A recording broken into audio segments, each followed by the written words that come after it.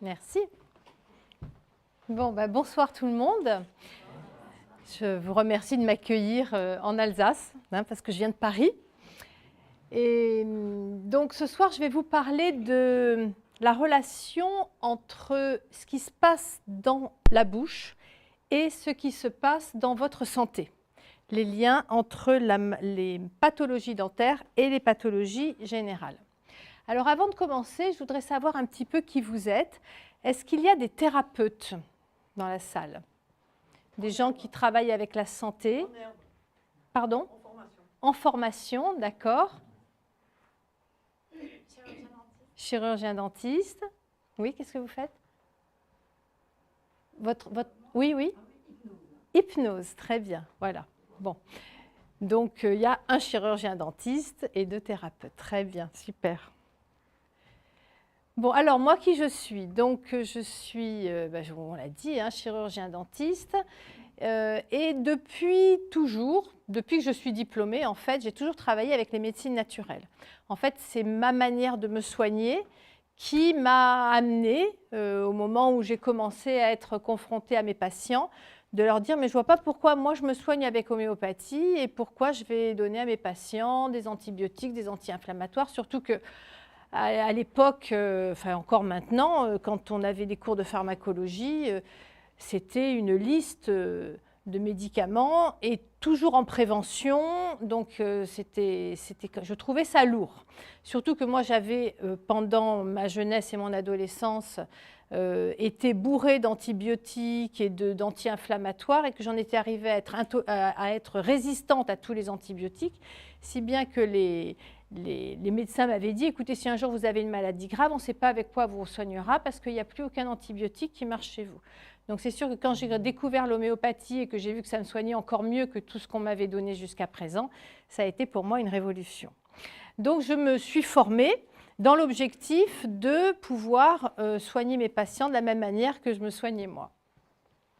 Et puis, donc, petit à petit, j'ai commencé par l'homéopathie, puis après, on m'a dit, mais vous savez, il n'y a pas que l'homéopathie, il y a les huiles essentielles, donc je suis allée faire les huiles essentielles, puis il y a la phytothérapie, puis il y a la médecine chinoise, puis il y a l'ostéopathie, enfin voilà, petit à petit, j'ai découvert tout un monde. À l'époque, il n'y avait pas beaucoup de dentistes qui faisaient ça, donc j'allais un petit peu chez les naturopathes, chez les médecins, et quand je rentrais le lundi au cabinet, j'expérimentais, je testais avec mes patients et j'essayais surtout tout ce que j'avais appris, de l'appliquer pour les soins dentaires. Et donc là maintenant, ça fait plus de 30 ans que je suis chirurgien dentiste et donc que j'ai mis en pratique toutes ces approches. Et donc maintenant je travaille, je pourrais dire, la pratique la manière dont je pratique, je pourrais appeler ça holistique. Holistique, ça n'a rien de mystique ou d'ésotérique. Holistique, ça veut dire global. C'est-à-dire que la particularité, c'est que lorsque je regarde la bouche d'un patient, quand un patient vient me voir parce qu'il a un problème, si je vois une carie ou une dent qui manque, la première chose que je me demande, ce n'est pas mais comment je vais soigner cette dent, comment je vais la remplacer. La première chose qui me vient, c'est pourquoi cette dent est cariée, pourquoi cette personne a perdu cette dent, pourquoi il y a ce déséquilibre, pourquoi cette personne arrive avec des gencives qui saignent. Donc je vais toujours chercher la cause de la cause. Parce que c'est quand j'ai compris la cause du problème de la personne que je peux lui donner le traitement adapté. Donc, on a effectivement des soins de base. Après, je me pose la question de comment je vais le faire, mais ce comment, il sera différent en fonction de l'origine de la pathologie dentaire. Alors, donc voilà, donc je fais ce qu'on appelle la dentisterie holistique. Alors, ce qu'il faut savoir, c'est que le mot de holistique, dentisterie holistique, j'appelle ça une appellation non contrôlée parce qu'on ne sait jamais comment s'appeler. Clairement, quand on parle d'holistique, les gens confondent tout. Ils s'imaginent qu'il y a des choses un peu ésotériques. Alors, pas du tout. Holistique, ça veut dire global. C'est un terme tout à fait français. Et global, ça veut dire qu'on voit la bouche comme faisant partie intégrante du corps humain et qu'on regarde notre patient vraiment dans sa globalité. Donc, vous entendrez plusieurs appellations. Vous entendrez dentiste énergétique dentaire, vous entendrez dentisterie holistique, vous entendrez soins dentaires naturels et biocompatibles, dentisterie alternative, enfin voilà, et on met un petit peu tout ça dans le même sac. Mais tout ça, en fait, ça veut dire plusieurs choses. Ça veut dire qu'on utilise les médecines naturelles, homéopathie, phytothérapie, huile essentielle. Également, on fait très attention aux matériaux et aux produits que l'on met dans la bouche. Donc, on utilise des matériaux et des produits qui sont le plus biocompatibles possible. Donc, j'y reviendrai tout à l'heure. Le troisième point spécifique de cette approche, c'est que justement, c'est qu'on a vraiment une approche globale de la santé. Et avec cette approche globale, en fait, on fait la relation entre les dents, les gencives et les maladies en général. On fait la relation entre les dents et la posture du corps, c'est-à-dire toute la manière dont on se tient droit, et les relations entre les dents et les émotions. Et peut-être, il y a certains praticiens qui font en plus des soins énergétiques, mais pas tous. Voilà. Donc, qu'est-ce qui se passe dans la bouche, dans votre bouche, dans la bouche des patients et qui peut avoir des répercussions sur la santé? Alors, ce qui peut avoir des répercussions sur la santé dans notre bouche, ce sont les dents dévitalisées quand elles ont des granulomes ou des kystes radiculaires. En français, ça veut dire quand il y a une infection. Infection chronique ou aiguë ou latente ou avérée, mais en tout cas, dès qu'il y a des bactéries dans les racines dentaires, ces dents peuvent avoir une répercussion sur notre santé. Le deuxième point important, ce sont les obturations dentaires ou toutes les prothèses qui ne sont pas faites avec des matériaux biocompatibles. Donc, on en reparlera dans les slides suivantes. L'autre chose qui peut avoir un problème sur la santé, c'est que ces matériaux biocompatibles, il y en a certains qui sont faits avec des métaux et ces métaux créent un électrogalvanisme en bouche, c'est-à-dire des champs électriques. Et la bouche n'est pas faite pour ça, pour avoir des champs électriques en bouche. Une autre chose qui peut avoir des répercussions sur la santé, c'est ce qu'on appelle l'occlusion dentaire. C'est l'équilibre entre la mâchoire du haut et la mâchoire du bas, la manière dont les dents du haut s'emboîtent avec les dents du bas. Tout ça doit répondre à des règles bien précises. Et si ces règles ne sont pas respectées, eh bien en fait, ça peut avoir des répercussions sur tout l'équilibre du corps.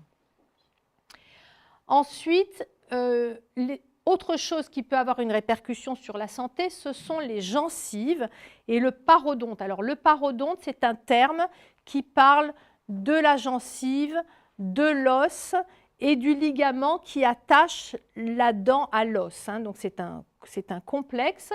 Donc généralement, on parle des gencives, mais les dentistes vous parleront beaucoup du mot parodonte, donc comme ça, vous saurez ce que ça veut dire. Donc, ces maladies de gencives, c'est-à-dire quand il y a des bactéries qui se développent dans les gencives, avec du tartre, avec ce qu'on appelle une maladie de gencive, tout ça peut avoir également de graves répercussions sur notre santé. Il y a également tout ce qui est une mauvaise fonction de la bouche, c'est-à-dire la manière dont vous respirez, la manière dont vous avalez votre salive, les tensions, la position de la langue, les crispations au niveau des lèvres, tout ça peut avoir également des répercussions sur votre santé et on va développer tout ça. Alors, donc, on va reprendre les dents dévitalisées avec des granulomes ou le kyste. Alors, le granulome, c'est juste le tout début de l'infection, c'est-à-dire quand on regarde sur une radio, on voit que vous imaginez un petit peu une dent avec les racines dentaires et il y a ce qu'on appelle le nerf à l'intérieur. Et donc ce nerf, quand les caries sont trop profondes et ont attaqué le nerf, on est obligé de dévitaliser la dent. Donc quand on dévitalise la dent, on enlève tout ce qu'il y a à l'intérieur de ces petits canaux qui vont à l'intérieur des racines et avec plus ou moins de techniques, les chirurgiens dentistes obturent ces canaux.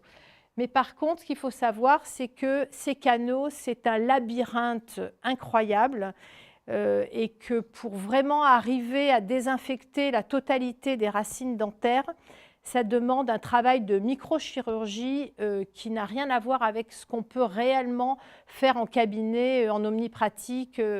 Voilà. Donc il y a souvent des spécialistes qui prennent le temps qu'il faut pour pouvoir désinfecter correctement ces racines dentaires. Mais donc effectivement, s'il reste des bactéries à l'intérieur des canaux, on a toute une série de pathologies où en fait, parce que les bactéries qui sont à l'intérieur des racines envoient des toxines dans le corps. Et si ce n'est pas les bactéries entières, hein, mais en tout cas, au début, c'est souvent les toxines. Et les toxines, par un réseau souvent lymphatique, vont se balader dans tout le corps et vont aller se fixer sur les zones de faiblesse. Et on s'est même rendu compte que chaque dent, en fait, c'était toujours vers le même organe qu'elles allaient. Et vous avez d'ailleurs ici en Alsace un praticien qui s'appelle le docteur Albert Roth, qui, depuis de très longues années, a tout quotidiennement noté sur des tableaux ce qu'il voyait chez ses patients. Telle dent avait un kyste ou un granulome et cette personne avait telle pathologie. Et il a passé les 60 années de sa carrière à faire des tableaux et il nous a vraiment légué un travail merveilleux qui nous permet aujourd'hui, grâce à ces tableaux, que vous retrouverez d'ailleurs dans le Dicodan, faire le lien entre telle dent est en relation avec telle pathologie. Et on voit beaucoup de patients qui viennent, enfin en tout cas moi, puisque c'est pratiquement la totalité de ma clientèle qui est intéressée par cette approche-là, entre autres donc des gens qui ont des pathologies générales, des sportifs qui ont des tendinites ou des choses comme ça, qui viennent et avec les tableaux et avec les radios dentaires, on arrive à savoir quelle dent est en relation avec tel organe et quand on soigne la dent, effectivement, la pathologie disparaît. Donc, il y a certaines pathologies qui sont vraiment reconnues officiellement par l'université. Il y en a d'autres, il commence à y avoir des découvertes, mais nous, en fait, ça fait 30 ans qu'on en parle. Et là, j'ai vu récemment des travaux scientifiques qui venaient de sortir. Ils découvraient ça comme si c'était la nouveauté, mais bon. Moi, ça m'a fait doucement rire, mais n'empêche, je suis contente que maintenant, les scientifiques le reconnaissent parce que maintenant, on va pouvoir le dire officiellement sans se faire rire au nez. Donc, l'officiel depuis très longtemps, c'est l'endocardite et le rhumatisme articulaire aigu. Donc, moi, il y a 30 ans, quand j'étais à la fac, on nous disait les infections dentaires peuvent provoquer des endocardites ou des rhumatismes articulaires aigus. Donc, les personnes qui sont susceptibles d'avoir ces maladies, mettez-les directement sous antibiotiques dès que vous leur soignez les dents. Voilà. Mais maintenant, on sait que même s'il n'y a pas vraiment d'infection aiguë avec un abcès, si radiologiquement on découvre une dent dévitalisée où il y a des petites boules noires au bout des racines, c'est ce qu'on appelle les granulomes ou les kystes, eh bien on sait que c'est des dents qui vont envoyer des toxines dans l'organisme et qui peuvent provoquer donc endocardite, des troubles du rythme cardiaque. Par exemple, moi j'ai une patiente qui s'est fait opérer du cœur pour une arythmie et puis malgré l'opération, elle continuait à être fragile, à avoir des tachycardies et des bradycardies. Et en fait, on a trouvé un kyste sur une incisive centrale en haut à droite. On a désinfecté la dent, on a soigné le kyste et ces arythmies ont complètement disparu. Alors que ça faisait 8 ans qu'elle avait été opérée et qu'elle continuait encore à avoir des problèmes cardiaques. Donc, tout type de douleur articulaire et d'arthrite, bon, bien sûr, RAA, ça veut dire rhumatisme articulaire aigu, sont des inflammations au niveau de toutes les articulations. Et ces RAA, ça fait très longtemps que le lien a été fait. On a remarqué aussi des blocages d'ovulation. Les blocages d'ovulation sont en lien avec la première molaire en bas des deux côtés. Les premières molaires, ce qu'on appelle les dents de 6 ans. Quand il y a des kystes, souvent on a remarqué que ça faisait des blocages d'ovulation au niveau des ovaires du côté correspondant à la dent. Impuissance masculine. Alors là, je vais vous raconter une histoire. J'ai un ami qui s'est fait extraire justement cette même dent. Hein. Donc chez la femme, c'est blocage d'ovulation. Chez l'homme, on peut trouver des problèmes d'impuissance. Et donc, il savait que je faisais un petit peu des choses pas très traditionnelles en dentisterie. Et il me dit, mais c'est vraiment bizarre. Je me suis fait extraire une dent. Bon, c'est quelqu'un qui habite aux États-Unis, donc c'était pas un patient. Et il me dit, depuis que je me suis fait extraire cette dent, je ne sais pas ce qui se passe, mais je ne peux plus. Bon, moi, j'avais des soins énergétiques à faire et quand je suis allée aux États-Unis, donc je fais des soins énergétiques directement sur la cicatrice de l'extraction dentaire.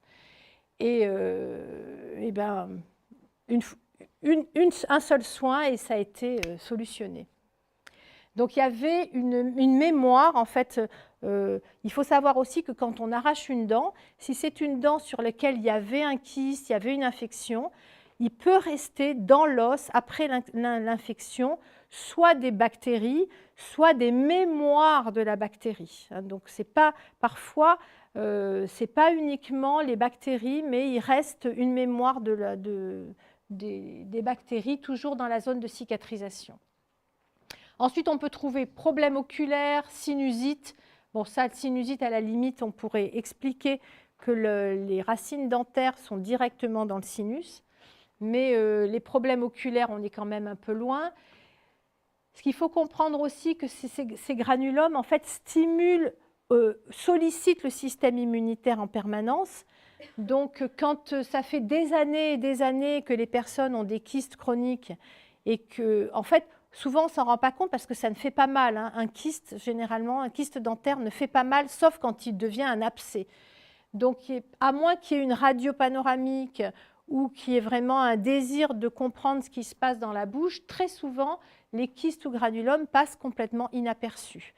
Et même, j'irai même plus loin, c'est que même quand un dentiste fait une radio et s'en rend compte, il en parle souvent aux patients pour dire bah, ce serait bien de surveiller, de faire quelque chose, quoi. Mais les patients, ils se disent, mais souvent, ce sont des dents qui sont déjà couronnées. Donc le patient, il dit, mais attendez, cette dent, elle me fait pas mal, j'ai déjà une couronne, la couronne m'a déjà coûté assez cher. Parce que bien sûr, pour soigner un kyste, il faut détruire la couronne. Donc, souvent, les patients ne comprennent pas l'importance que ça peut avoir et ils disent, non, non, je préfère, on ne touche pas. Si un jour ça me fait mal, on touchera. Mais toujours est-il que si ça ne fait jamais mal ou si ça fait mal dans 20 ans, pendant 20 ans, le corps est bombardé de toxines et il y a plein de pathologies qui peuvent arriver. Et puis après, donc, souvent, les médecins ne connaissent pas beaucoup le lien entre les dents et les pathologies. Donc, on va vous soigner pour un problème cardiaque, on va vous soigner pour un problème de stérilité, on va vous soigner pour des rhumatismes, on va vous soigner pour plein d'autres pathologies, mais personne n'ira voir que la dent est en cause.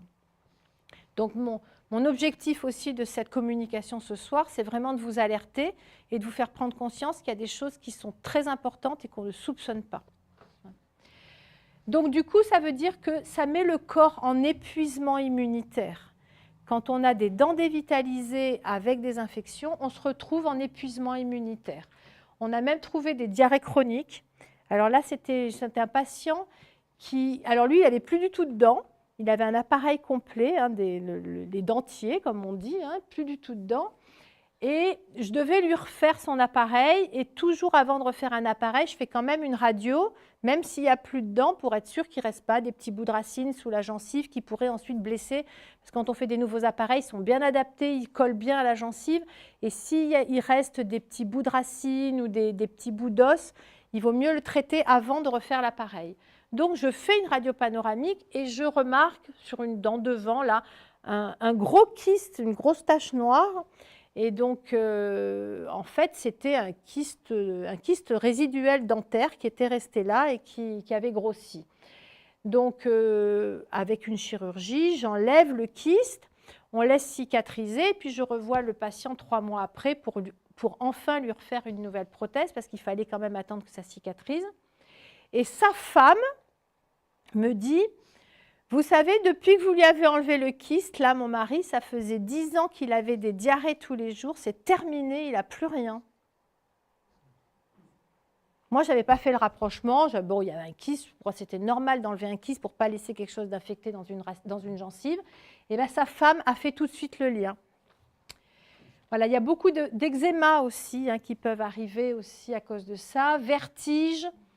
Très souvent, c'est les deuxièmes molaires en haut qui sont en lien avec des vertiges. Et on a découvert récemment dans les cellules cancéreuses du sein et même du pancréas, mais je crois que ça c'était dans le cancer du sein, quand ils ont opéré une femme, quand ils ont analysé les cellules cancéreuses, ils ont trouvé des bactéries qui n'avaient rien à faire dans les seins, et en fait c'était des bactéries qui venaient des dents. Donc ouais, c'est quand même assez important. Il y a des conséquences très graves. Donc la maladie parodontale, c'est ce qu'on appelle la maladie des gencives. Concrètement, c'est quand votre technique de brossage n'est pas adéquate, qu'il reste toujours un petit peu de plaques bactériennes dans les coins bien cachés. Entre autres, sous la gencive, il y a un petit espace entre la gencive et la dent. Et là, la plaque bactérienne, si vous brossez un peu trop vite ou pas avec une bonne technique, cette plaque bactérienne, elle reste. Donc cette plaque bactérienne, elle va faire de l'inflammation. Elle va, au bout de quelques temps, se transformer en tartre parce que les minéraux de la salive vont venir, c'est comme le tartre des robinets, les minéraux de la salive vont venir se poser dessus, ça va devenir dur comme de la pierre, et ensuite ça progresse et ça décolle la gencive de la dent, et en décollant la gencive, ça va détruire l'os qui se trouve sous les dents. Et l'os, en fait, c'est ce qui tient la dent dans la mâchoire. Et plus l'os se rétracte, plus la dent se met à bouger, et puis surtout, plus ça crée des zones dans lesquelles vous ne pouvez plus du tout aller parce que c'est comme ça s'appelle d'ailleurs une poche parodontale. Il y a une poche qui se crée parfois de plus d'1 centimètre entre la gencive et la dent. Et dans cette zone, en fait, les bactéries se développent, l'inflammation se développe, l'infection se développe, et ça devient un foyer infectieux au même titre que le kyste sur une dent dévitalisée. Donc ça fait une zone supplémentaire dans le corps où l'inflammation devient chronique. Parce qu'en fait, ce qu'il faut savoir, c'est que dans le corps humain, à partir du moment où l'inflammation dans n'importe quelle zone du corps dépasse les 15 jours, il y a une chronicité qui se met en place. Donc le système immunitaire se met en épuisement immunitaire.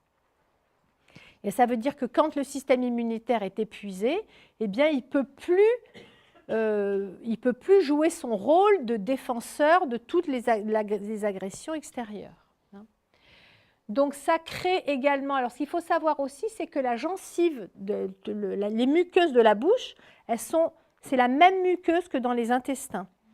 Donc quand au niveau des intestins, on a des parasites, on a une inflammation des intestins, on a ce qu'on appelle une porosité intestinale. Donc là maintenant vous avez entendu parler du gluten qui provoquait des porosités intestinales et des ballonnements intestinaux et des déséquilibres de la flore intestinale.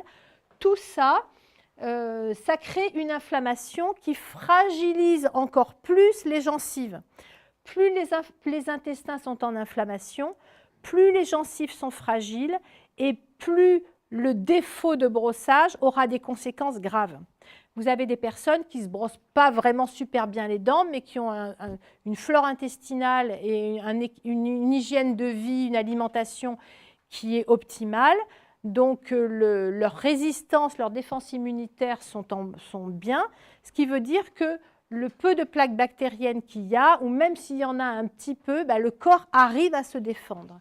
Mais dès qu'on est en porosité intestinale parce qu'on mange mal ou on a du stress, ou enfin on a toute une série de choses de la vie qui fait que notre corps ne peut plus bien se défendre, eh bien, c'est le lit aux inflammations. Et donc, les gencives, la maladie parodontale progresse d'autant plus vite que notre système immunitaire et que notre système intestinal et hépatique aussi est déficient. Et tout ça, ça se règle par l'hygiène de vie et l'hygiène alimentaire. On a remarqué aussi, on a trouvé des personnes âgées, entre autres, qui décédaient de pneumonie parce que les infections, les bactéries dans les gencives sont allées se mettre au niveau des poumons. On a trouvé aussi des psoriasis qui ont disparu quand on a traité les maladies parodontales. Une femme enceinte qui a une maladie parodontale a 7 fois plus de risque d'avoir un accouchement prématuré. 7 fois plus, hein, c'est énorme. Et puis, alors là, effectivement, on a retrouvé des cellules, des bactéries provenant des gencives dans les cellules cancéreuses du pancréas et du sein. Et on a également trouvé, et ça, le naturopathe avec qui on a fait un cours cet après-midi avec Hélène, ils ont trouvé des bactéries venant des gencives dans le cerveau des personnes ayant eu un Alzheimer. Après, quand ils ont fait une autopsie de ces personnes, au niveau du cerveau, ils ont retrouvé des cellules, des bactéries dentaires, des bactéries plus parodontales là, qui venaient des gencives. Et donc, ils ont fait un lien avec les démences, avec l'Alzheimer et même avec l'AVC. Donc, voilà, ça peut aller très loin. Et donc, c'est pour ça que c'est très important par exemple, si vous avez les gencives qui saignent, ce n'est pas normal. Une gencive qui saigne, ça veut dire que vous avez un début, ou en tout cas qu'il y a une maladie parodontale. À quel stade? Ben ça, c'est votre dentiste qui vous le dira, mais ce n'est pas normal d'avoir les gencives qui saignent. Donc, si vous avez les gencives qui saignent, moi, ce que je pourrais vous conseiller, c'est aller voir votre dentiste, dites-lui que vous avez les gencives qui saignent, qu'il vous fasse un diagnostic et qu'il traite ce problème pour que vous n'ayez plus les gencives qui saignent. Oui, oui, oui, oui. Vous parlez des gencives qui saignent. Moi, je connais une personne, ça fait maintenant 3-4 mois qu'elle saigne des gencives. Elle a fini par aller à l'hôpital pour qu'il fasse des examens de fond. Il ne trouve rien. Elle continue à avoir les gencives qui saignent. Mais pourquoi elle n'a pas vu son dentiste? Pourquoi elle n'a pas vu son dentiste? Il a été dépassé. Donc, elle n'a pas de tartre? Non. Comment vont ses intestins? Voilà, mais souvent il faut voir ça, voilà, hein. Parce qu'en fait, peut-être elle se brosse très bien les dents, mais elle a un problème de porosité intestinale. Donc ça, il faut aller voir les intestins. Le mieux, ce serait de voir un naturopathe. Donc pour déjà faire une analyse du foie, parce que souvent c'est ça, c'est le foie qui ne fait pas son travail pour drainer les toxines, l'intestin qui est tellement poreux qu'il ne laisse plus passer les minéraux et les vitamines, donc on se retrouve en carence. Souvent, là maintenant, par exemple, on a des recrudescences de scorbut chez les jeunes, parce que les jeunes se nourrissent de pâtes, pizzas et hamburgers, donc il n'y a plus de vitamines, ils mangent plus de fruits et légumes frais, et ils se retrouvent en carence vitaminique et entre autres en carence de vitamine C. Ils fument. Quand on fume, ça fait partir tous les minéraux et en plus, entre autres, la vitamine C. Et donc, ils se retrouvent avec des saignements de gencives, alors qu'il n'y a pas de tartre. Et c'est souvent des scorbutes qui sont en train de se mettre en place. Donc, quelqu'un qui saigne des gencives et qui n'a pas de tartre, qui n'a pas de cause locale, drainage de foie, il faut redonner au foie sa capacité à éliminer les toxines. Il faut redonner à l'intestin, il faut traiter la porosité intestinale pour permettre à l'intestin de filtrer les bons nutriments, d'absorber tous les bons nutriments et de filtrer les déchets et de bien éliminer tout ça, enlever tous les parasites parce que les parasites détruisent la flore intestinale. Hein, donc recréer un écosystème, un microbiote au niveau intestinal et puis être sûr qu'il n'y ait pas de carence vitaminique. Donc voir comment la personne mange. Et puis le stress aussi, parce que le stress déséquilibre tout l'équilibre acido-basique du corps, mais le corps en acidose. Et quand le corps est en acidose, en fait, il y a des fuites minéraux importantes. Donc voilà, je pense qu'avec déjà rien que ces facteurs-là, autre pathologie dentaire qui pourrait provoquer des problèmes généraux, ce sont ce qu'on appelle les troubles de l'occlusion, de la déglutition et de la respiration. On met tout ça un petit peu dans le même sac parce que tout est lié. Alors, l'occlusion dentaire, je vous ai expliqué rapidement tout à l'heure, c'est la manière dont les dents du haut s'emboîtent avec les dents du bas. Donc, tout ça, ça détermine une hauteur globale du bas de la face. Mais aussi, ça détermine aussi comment ça se passe côté droite-gauche, parce que vous avez des personnes à qui il manque de la hauteur, mais vous avez carrément des personnes qui ont la mâchoire déviée. Donc ça a un impact sur les articulations ici. Il y a beaucoup de personnes qui ont des douleurs au niveau des articulations, ça craque, ça claque, ça se déboîte, enfin il y a toute une histoire qui peut se passer ici. Et ce qu'il faut savoir, c'est que sur la mâchoire du bas, en fait, il n'y a que la mâchoire du bas qui bouge, hein, tout le reste c'est fixe à la tête. Et vous avez, par l'intermédiaire de la langue et des muscles qui sont ici, tous les muscles qui sont attachés à la colonne vertébrale, jusqu'au coccyx. Donc tout ça, après, ça s'emboîte un petit peu comme des maillons. Et tout déséquilibre au niveau de la mâchoire aura des répercussions sur toute la posture. Par exemple, si vous avez la mâchoire un peu décalée comme ça, comme il y a les muscles ici qui sont tirés et ici qui sont contractés, l'épaule va avoir tendance à se mettre comme ça ici, hein, si vous êtes comme ça. Mais le bassin, pour pas que vous marchiez comme un crabe, hein, le bassin, il va dire, hop, on va rétablir la situation. Donc comme ça, vous arrivez à marcher comme ça. Et puis du coup, les pieds, ils se mettent un peu de travers, les genoux aussi, le bassin, enfin bref. Ce qu'il faut comprendre, c'est que vraiment, la mâchoire, avec la position de la mâchoire, on peut complètement transformer la posture de son corps. Et si bien que, je ne sais pas si vous êtes déjà allé chez un podologue, ils ont une machine où on met les pieds dessus et puis ça imprime, ça montre un petit peu, voilà, ça s'appelle un podoscope. Eh bien, bouche ouverte et bouche fermée, eh bien, vous n'avez pas la même empreinte des pieds. Les personnes qui ont un problème d'occlusion n'ont pas les pieds qui s'appuient de la même manière sur le podoscope. Et quand ils ouvrent la bouche ou si on vous fait fermer sur des petits rouleaux de coton pour déprogrammer ce déséquilibre de l'occlusion, vous remontez sur le podoscope et tout d'un coup, les pieds sont bien. Donc, vous imaginez, ça déforme les pieds, enfin, ça a des conséquences vraiment très importantes. Donc, il est très important, à chaque fois qu'on fait une prothèse dentaire ou à chaque fois qu'il vous manque une dent, de la remplacer, parce que la bouche, c'est un équilibre parfait. Et dès qu'il y a un déséquilibre qui se met dans la bouche, toutes les autres dents et toutes les structures musculaires, la langue, la joue, les lèvres, tout ça se remet, c'est un petit peu le branle-bas de combat pour aller essayer de retrouver un équilibre dans ce nouveau déséquilibre qui est venu se mettre en place. Donc tout ça, ça veut dire que le corps passe son temps à s'adapter à ce qui se passe au niveau de la bouche. Parce que les dents, c'est le tissu le plus dur du corps. Donc la dent, soit elle casse, parce qu'elle a trop de pression dessus, soit c'est elle qui commande ce qui se passe au niveau du corps. Donc, oui. Il y a aussi aujourd'hui beaucoup de problèmes chez les enfants, d'ailleurs chez moi aussi, certaines dents qui n'ont plus de place dans la gencive. Oui. Alors bien sûr, le réflexe aujourd'hui, c'est de mettre des appareils et donc de déformer la gencive. Est-ce que c'est pas mieux des fois d'arracher une dent, d'enlever une dent ou d'enlever deux dents? Non, parce qu'en fait, si la dent n'a pas de place pour sortir, c'est que la mâchoire n'a pas assez grandi.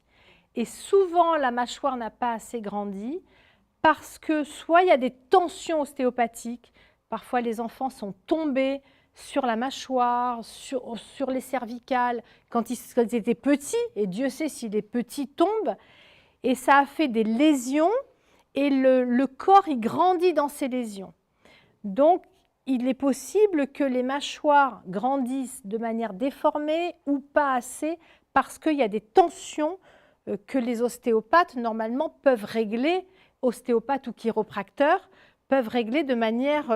c'est pour ça que dès l'enfance, moi je conseille tout de suite, dès la naissance et chez l'enfant, que l'enfant aille régulièrement voir un ostéopathe ou un chiropracteur pour lever toutes ces tensions et permettre au corps de se développer harmonieusement. Par contre, il y a aussi une autre grande cause qui fait que les dents n'ont pas assez de place pour sortir, c'est un manque de mastication. Quand on ne mastique pas ses aliments, quand on nourrit ses enfants à la purée bien mixée au blender, en fait, on ne stimule pas le réflexe de mastication et les enfants continuent à manger leurs aliments en les tétant. Et donc, du coup, ils ne se servent pas de leurs dents, il n'y a pas de stimulation de l'os et les mâchoires ne se développent pas. Et quand les dents définitives arrivent, eh ben, il n'y a pas assez de place. Voilà, je te laisse, tu voulais dire autre chose? Donc, moi j'ai l'exemple de mon épouse, quand elle était jeune, elle avait une dent un peu de travers, en bas, elle avait un appareil. Mais en fait, quand elle est adulte, l'appareil étant, elle n'a pas gardé toute sa vie, c'est revenu comme avant. Alors ça, c'est autre chose. Ma fille, d'un point de vue génétique, elle a la même chose. Oui. La première dent qu'elle a réelle, elle est de travers, elle n'a pas de place. Moi, avec la gencive que j'ai, quand j'ai eu des dents de sagesse, il y a deux dents de sagesse qu'on a dû enlever, parce qu'elle ne faisait pas de place, elle me faisait mal. Donc le seul moyen, c'est d'enlever. Oui, oui. On ne peut pas grandir. À partir d'un certain âge, on peut pas grandir, mais on peut faire, quand on sait, on peut faire de la prévention. Et moi, en fait, tout mon discours aussi, c'est pour que vous soyez des messagers de la dent saine, pour dire aux enfants, arrêtez de donner des enfants de la bouillie ou des pains mous, ou des choses comme ça, les faire mastiquer. Généralement, effectivement, tant qu'ils n'ont pas de dents, il faut leur donner des bouillies bien lisses, mais dès qu'ils commencent à avoir des dents, il faut écraser les légumes à la fourchette pour qu'il y ait des petits morceaux, et ce sont les morceaux qui stimulent le réflexe de mastication. Donc ça, c'est quelque chose qu'on peut faire en prévention. Après, effectivement, chez l'adulte ou chez l'adolescent, on a encore des possibilités thérapeutiques d'expanser. Il existe des traitements d'orthodontie qui expansent la mâchoire. On peut expanser jusqu'à 21 ans, on peut expanser la mâchoire. Donc les enfants qui n'ont pas de place, on met des appareils qui expansent et toutes les dents auront la place de venir se mettre en place. Maintenant, une dent qui sort de travers, ce n'est pas parce qu'elle n'a pas de place, c'est parce qu'elle a quelque chose à vous dire. Et ça, on va en reparler tout à l'heure. Est-ce que le caractère héréditaire, on n'a pas la bouche de ses parents, et est-ce que justement, en voyant la bouche des parents, est-ce qu'il ne faut pas anticiper que si je suis dans votre démarche? Alors, moi, je suis de plus en plus sceptique par rapport à la génétique, surtout quand on connaît maintenant les progrès de l'épigénétique. Mais par contre, dans les familles, on a des manières de vivre qui se reproduisent de génération en génération, des manières de penser, des manières d'être qui, elles, peuvent justement maintenir ce caractère génétique, entre guillemets. Voilà. Je pense que rien n'est figé. L'environnement fait tout. Donc, si tout d'un coup, au sein de la famille, on se met à manger différemment, on se met à penser différemment, on se met à vivre différemment, je pense que les générations suivantes auront des physiques différents.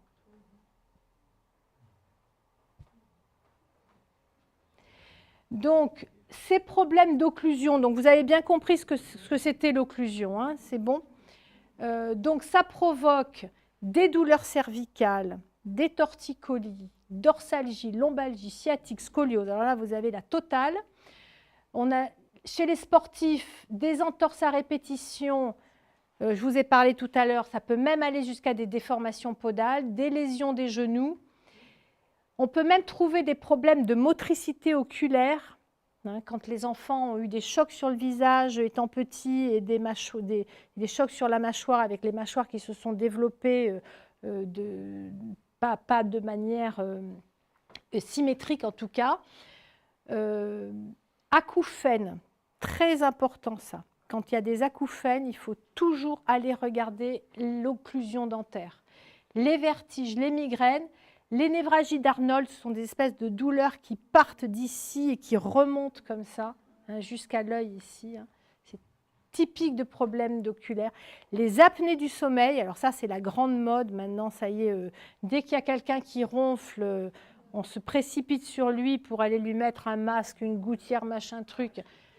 Donc, apnée du sommeil, commençons par maigrir, commençons par changer notre alimentation.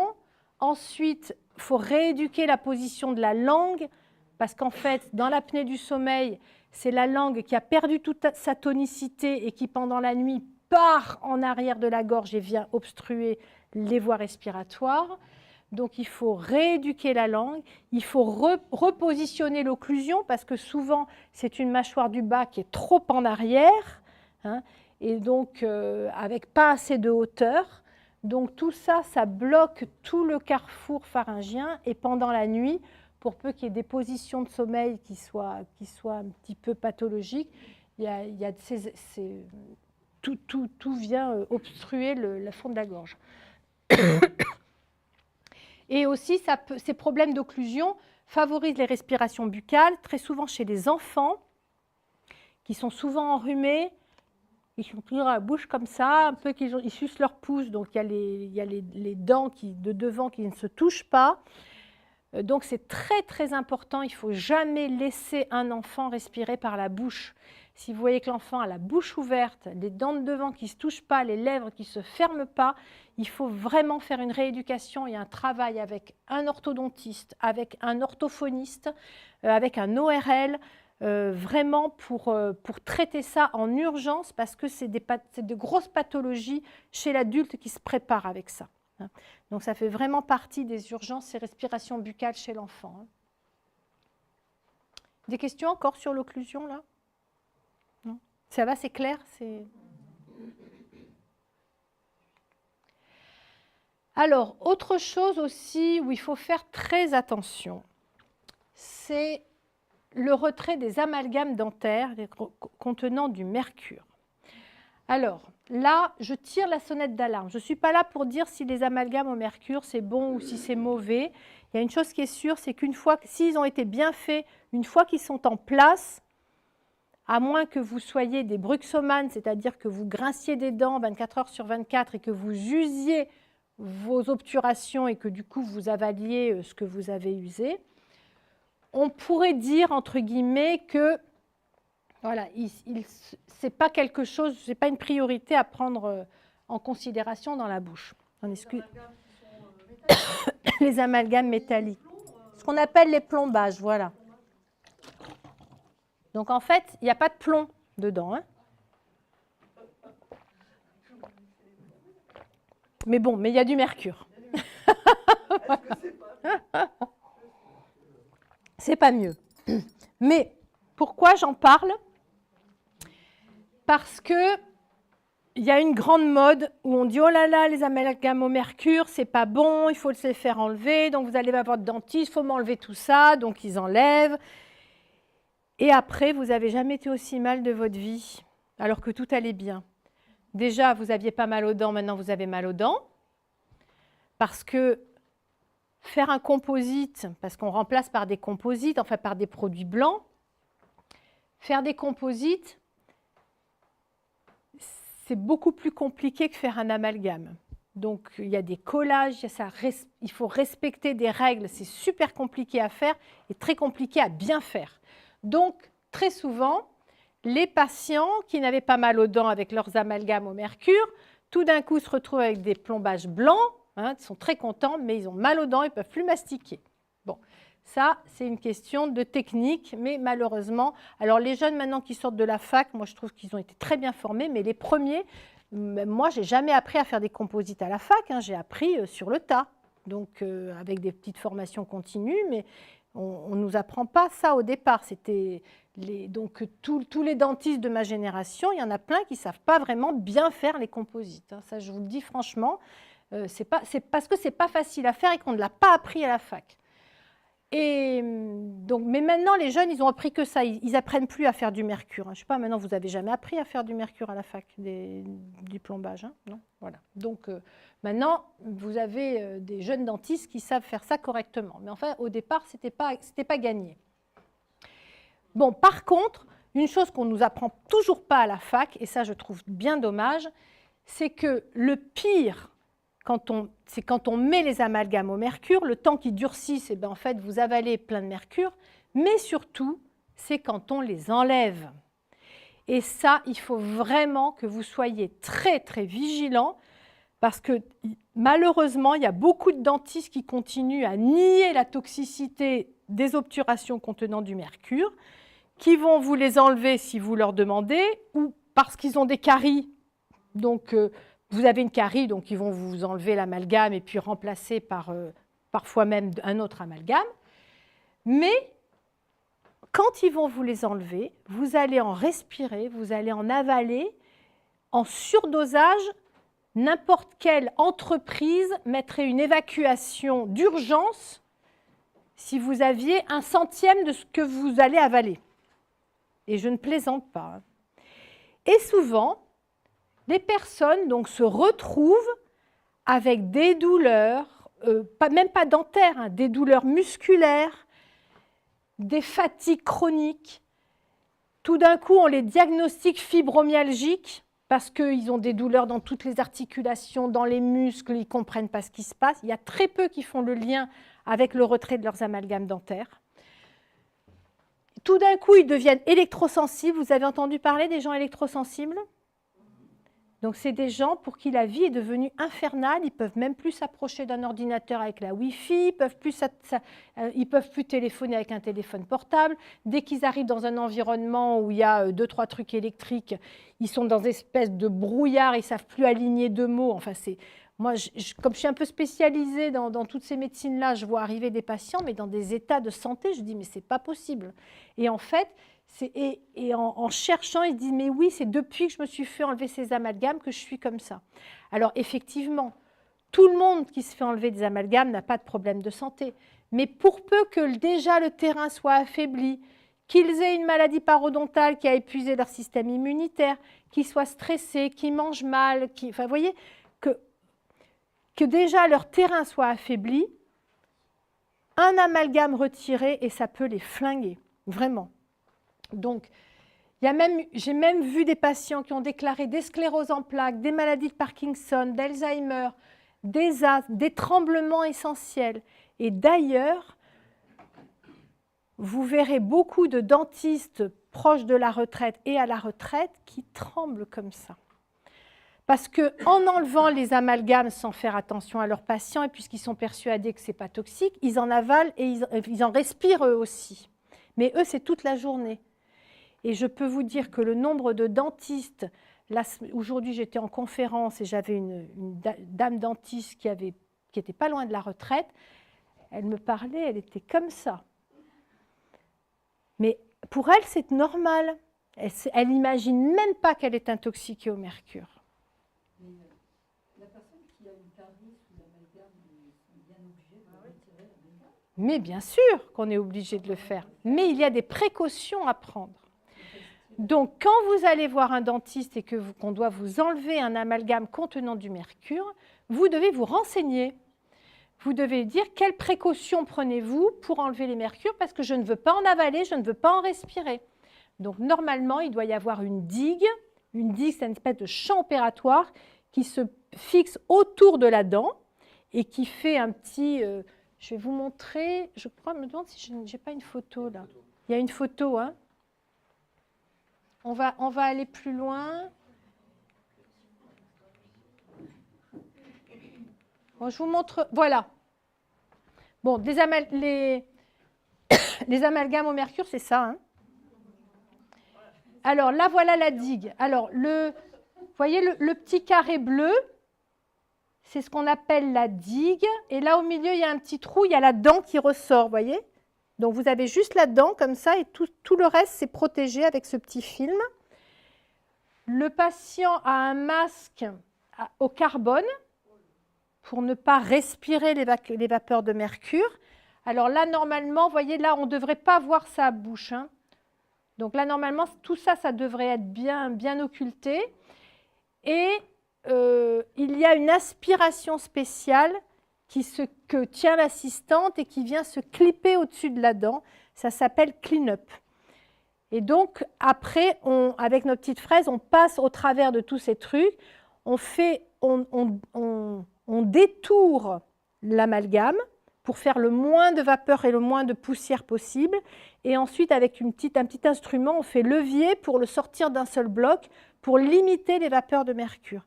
Et tout ça se fait avec beaucoup d'eau. Il faut bien rincer pour qu'il y ait le moins de vapeur possible et que vous en avaliez pas et que le dentiste ni l'assistante en avale aussi. Aux États-Unis, ils ont fait des études et ils ont montré que les assistantes dentaires avaient des problèmes de stérilité dus aux intoxications au mercure. C'est récent, il y a eu des études récentes qui ont été faites là-dessus. Alors, les prothèses dentaires et toutes les obturations qui sont faites en métaux non précieux, c'est-à-dire principalement le nickel-chrome. Donc, généralement, votre dentiste, c'est très rare qu'il vous demande quel type de métal vous voulez mettre dans vos prothèses dentaires. Je ne sais pas si vous avez déjà eu cette expérience. Mais si vous n'êtes pas vigilant, vous aurez droit à du nickel-chrome ou à du chrome-cobalt. Sachant que principalement, il y a officiellement 10% de la population qui est allergique au nickel et 30% intolérante. Donc, pour savoir si on est intolérant ou allergique au nickel, très souvent, on voit au niveau des boucles d'oreilles ou des colliers ou des bracelets pour les hommes, des bracelets de montre. Généralement, ça fait des irritations. Les personnes qui sont allergiques au nickel, quand elles mettent des boucles d'oreilles en pacotille, au bout de même pas 12 heures, elles ont l'oreille toute rouge. Donc, la boucle d'oreille, on l'enlève. Mais quand vous avez des prothèses en bouche, ben, vous ne les enlevez pas. Vous les gardez 24 heures sur 24. Oui. Je suis prothésiste dentaire. Le nickel-chrome est interdit depuis de nombreuses années maintenant. On n'utilise plus cet alliage-là. On utilise du chrome-cobalt pour ceux qui font du non précieux. Mais le nickel-chrome est fortement interdit. On ne le retrouve plus dans les matériaux qu'on... Ah, mais aujourd'hui, toutes les prothèses dentaires sont en nickel. Hein. Moi, Enfin, moi, je n'ai jamais entendu un prothésiste qui m'a dit c'est interdit de faire du nickel. Hein. C'est un chrome-cobalt, alors c'est pas un nickel-chrome. Parce que le nickel-chrome, c'est interdit, on n'en retrouve plus sur le marché. Normalement, hein, théoriquement. Peut-être qu'ils écoulent encore les stocks. Ah, peut-être. Ouais. C'est quelque chose... Bon, en Alsace, c'est un peu particulier. C'est lié aussi à la faculté de chirurgie dentaire de Strasbourg, qui véhicule auprès des... Moi, les prothésistes dentaires à Paris, si on leur dit rien, ils font du nickel-chrome. Hein. Je pense que ça demande à être approfondi parce que c'est interdit. Et depuis quand? Ça fait au moins 12 ans. Ah non, c'est pas possible. Enfin, en tout cas, pas dans les prothésistes que... C'est pour ça que ça a fait des dégâts et c'est parce que ça a fait des dégâts qui sont passés sur le chrome-cobalt. Ouais. Et en Alsace, donc lié à la faculté de chirurgie dentaire de Strasbourg, ils véhiculent l'information de passer sur des métaux précieux ou semi-précieux. Oui, tout à fait. Ouais, donc ça, c'est très important. Quand vous avez besoin de prothèses dentaires, faites des métaux précieux, semi-précieux, or, de l'or. Ouais. Bon, c'est recouvert de céramique, hein, donc ça ne veut pas dire que vous allez avoir le sourire hollywoodien, mais la base métallique qui est sous les prothèses. Alors maintenant, on fait de plus en plus de prothèses toutes en céramique, sans métal. Hein. Mais parfois, techniquement, on a besoin d'utiliser du métal. Et à ce moment-là, il faut toujours demander des métaux précieux ou le plus précieux possible. Hein. Voilà, bon, ceci dit, alors même en Alsace, vous avez de la chance. Depuis 12 ans, on ne vous met plus de nickel en bouche. Moi, je parle que pour ma structure à moi, où je suis sensible aussi à tout. Oui, bah, bien sûr. Ça, du coup, j'essaie de mettre en place les meilleures techniques possibles. Oui, mais si c'est interdit, c'est interdit, c'est interdit. Non? Est-ce que c'est une loi alsacienne? Parce que je sais qu'il y a des lois alsaciennes. Hein. Des lois qui sont alsaciennes, bien sûr. Oui. Moi, je suis vice-président de la corporation des patrons de laboratoires alsaciens et c'est quelque chose, c'est interdit de mettre du nickel-chrome en bouche. Que les fournisseurs puissent écouler les derniers stocks et que ça puisse être fait parce que ça a été acheté, c'est possible. La législation peut être contournée Bon, je vais un petit peu mieux me renseigner sur les prothésistes en dehors de l'Alsace. Mais c'est très surprenant. En tout cas, même si ça a changé depuis 12 ans, il y a énormément de gens qui ont des prothèses en nickel en bouche, hein, et qui font des dégâts. Alors des dégâts locaux avec justement des lichen plans, des mycoses buccales, des saignements chroniques. Hein, alors peut-être que votre amie elle a des prothèses en nickel qu'elle ne supporte pas avec des gencives qui saignent, même s'il n'y a pas de tartre. Ça, c'est une allergie. Hein, une allergie. La personne, ces derniers temps, a également mal aux articulations. Je ne sais pas si inflammatoire. Elle est dans un terrain inflammatoire. Ça peut provoquer aussi des aftes à répétition. Alors, en parlant d'aftes à répétition, il faut absolument aussi que vous fassiez très attention à vos dentifrices, parce qu'on s'est rendu compte que dans les dentifrices, il y avait un produit qui s'appelait le lauryl sulfate, qui est l'agent moussant des dentifrices, et on s'est rendu compte que le lauryl sulfate favorisait les aftes à répétition. Donc, l'afte, c'est un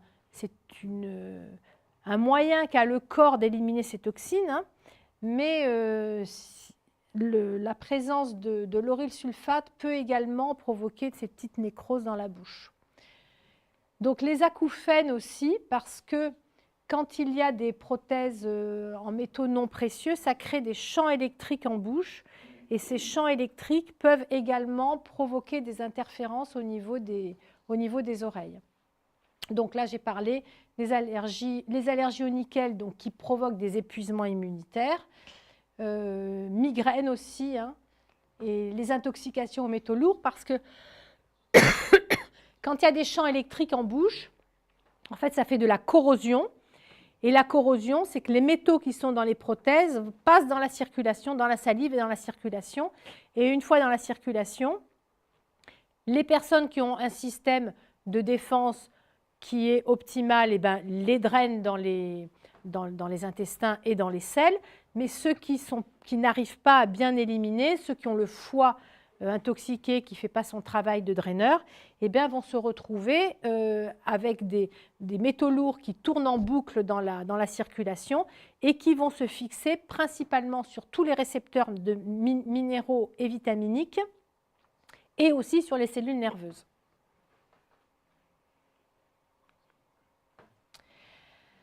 Alors, la bonne nouvelle, c'est que maintenant, c'est super, on ne met plus de mercure dans la bouche, mais nous mettons des composites qui sont pleins de perturbateurs endocriniens. Yes.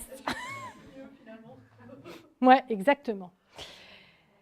Mais bon, il n'y en a pas que dans les dents. Tous les plastiques Tupperware et films étirables et tout ça, c'est plein de perturbateurs endocriniens. Donc, tant qu'ils n'auront pas trouvé d'autres molécules... Alors, il existe certains composites qui n'ont pas de... qui n'ont pas de TEG-DMH, EMA, fluor, PPA, tout ça, toutes ces cochonneries-là. Mais on ne sait pas par quoi c'est remplacé. Donc, pour l'instant, on est content. On dit nos composites sont bio, entre guillemets. Ils n'ont pas tout ça, mais on ne sait pas ce qu'ils ont dedans. Donc... faites attention, la prévention, c'est la meilleure des solutions. Alors, par contre, ils se sont rendus compte, et ça, il y a beaucoup d'enfants qui ont aujourd'hui ce qu'on appelle des MIH, c'est des hypominéralisations de l'émail, c'est-à-dire que sur les molaires et sur les incisives centrales, il y a des malformations de l'émail. Donc, l'émail est percé, il est troué, c'est un petit peu comme s'il y avait des caries. Et donc, la dent sort comme ça. Ensuite, donc les perturbateurs endocriniens, ça provoque des perturbations hormonales. Et entre autres, on s'est rendu compte qu'il y a beaucoup de stérilité chez l'homme à cause des perturbateurs endocriniens. Les perturbateurs endocriniens, on s'est rendu compte aussi que ça faisait des baisses de facultés cognitives, des baisses de QI, des baisses de l'attention, de la concentration, de la mémoire, et également des perturbations thyroïdiennes.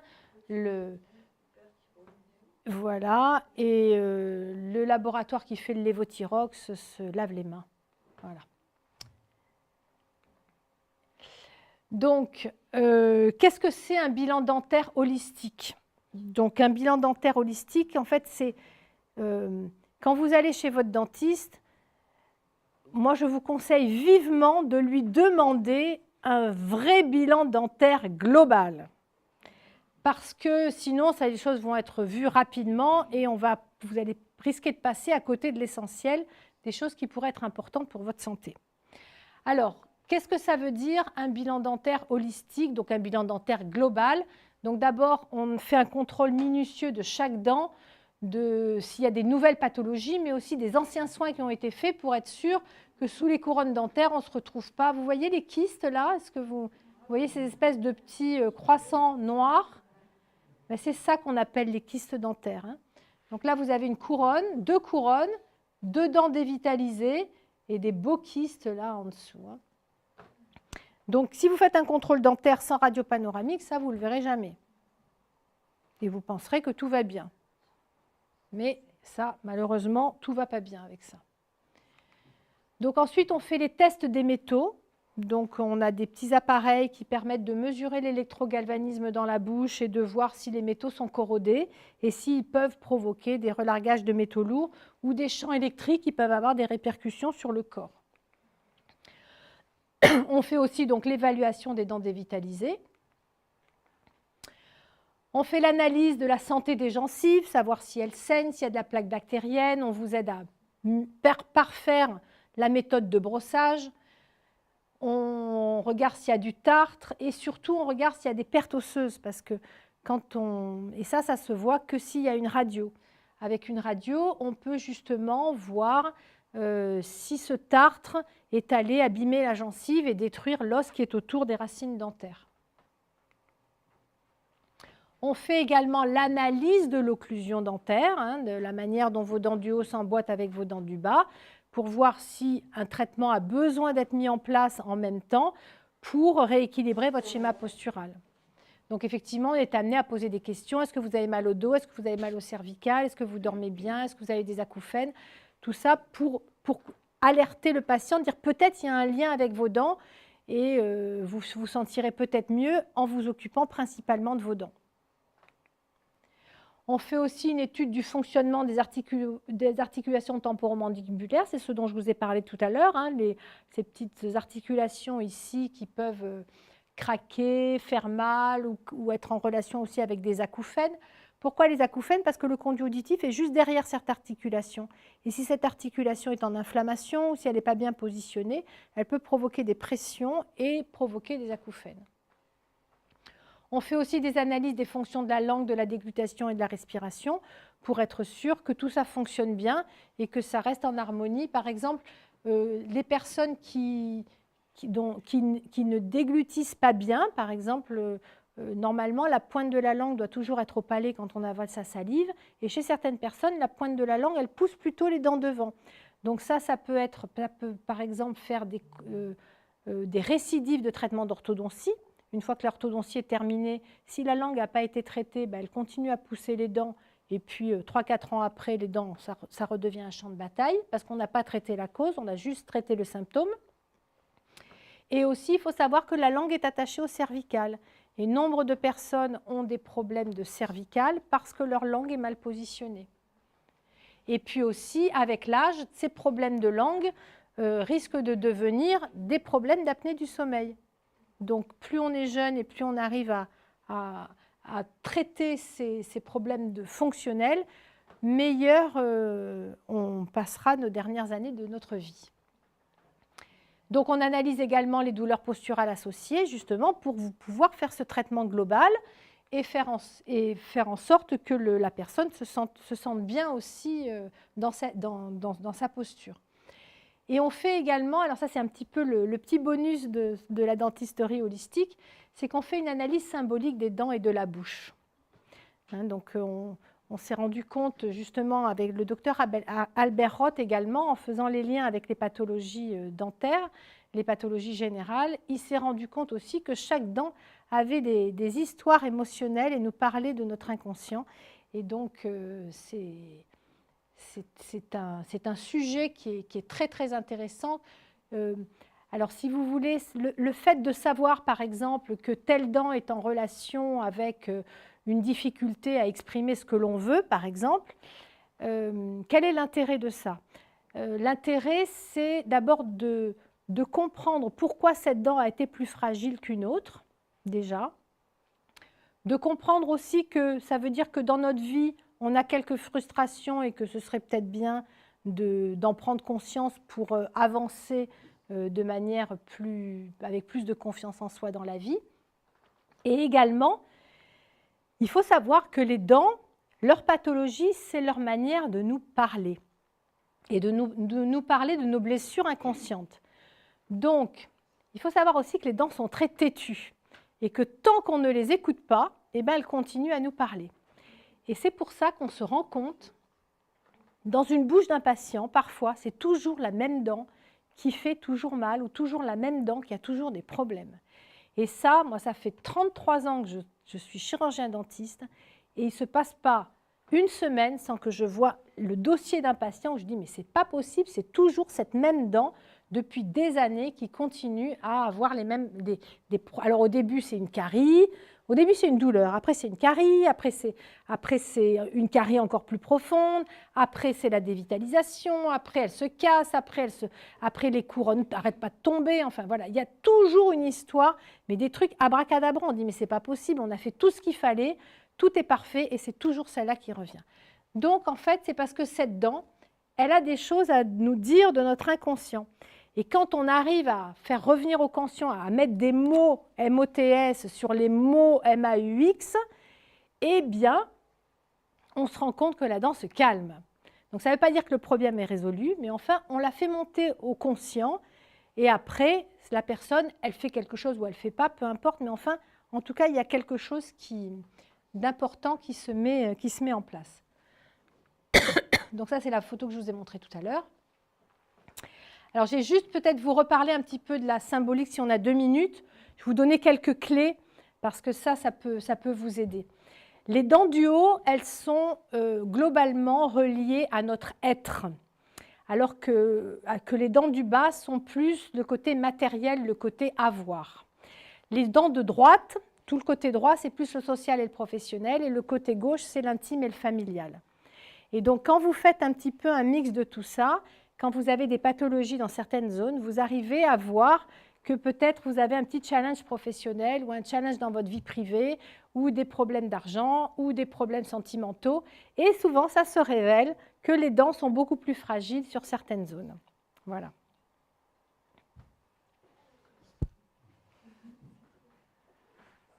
Oui. C'est très intéressant. Et en même temps, je voulais savoir si vous aviez déjà fait un lien entre la psychogénéalogie, c'est-à-dire de mettre une personne ou un de nos ancêtres, par exemple, en rapport à une dent. Alors, en fait, ce qu'il faut savoir, c'est qu'au niveau dentaire, il y a plusieurs zones, il y a plusieurs niveaux de décodage. Moi, je travaille beaucoup avec le présent, c'est-à-dire une personne a une contrariété, dans les 48 heures, elle se casse une dent ou elle a une douleur sur une dent, et je fais le lien avec ce qu'elle vit au présent. Il y a d'autres dentistes qui, eux, travaillent un peu plus en profondeur et qui vont chercher les ancêtres, tout ça. Ça, moi, je ne connais pas trop, mais je sais qu'il y a certains praticiens qui le font. Ouais. Et en fait, les personnes, après, elles prennent ou elles laissent en fonction de ce qu'elles... mais il y a des dentistes qui font des consultations spécifiques que pour ça. Voilà. Et donc, comme il y avait beaucoup de choses à dire sur cette approche des dents et sur l'importance des dents, j'ai écrit déjà le Dicodent, mais il y a quand même assez longtemps, mais il est toujours d'actualité parce que les pathologies dentaires n'ont pas changé depuis 10 ans. Mais surtout, j'ai créé un site internet qui s'appelle naturebiodental.com, qui est un blog où là, j'écris un article toutes les semaines. Et vous pouvez avoir accès à toute une mine d'informations, le sens de déjà pour vous permettre de comprendre ce que vous avez en bouche. Et puis surtout, je pense que quand on comprend ce qui se passe, on a du pouvoir. Et la clé, si vraiment j'ai besoin de... le message que j'aimerais vous faire passer, c'est que rien ne vaut une danse saine.